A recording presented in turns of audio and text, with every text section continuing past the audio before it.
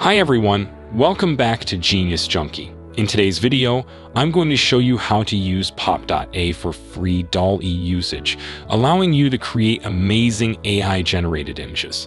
Let's get started. First, open your web browser and go to the Pop.AI website. If you don't already have an account, click on the Sign Up button and follow the prompts to create one.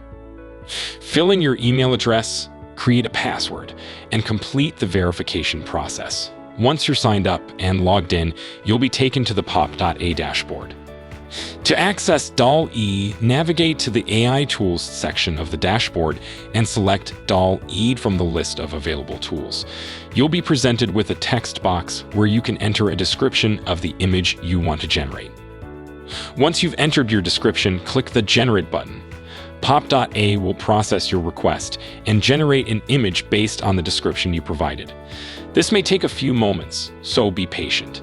When the image is ready, it will appear on your screen. You can download the image by clicking the Download button or save it to your Pop.AI account for later use. That's all there is to it. You've now learned how to use Pop.AI for free DALL-E usage. If you found this video helpful, please give it a thumbs up and subscribe for more how-to videos. Thanks for watching and happy creating with Pop.AI.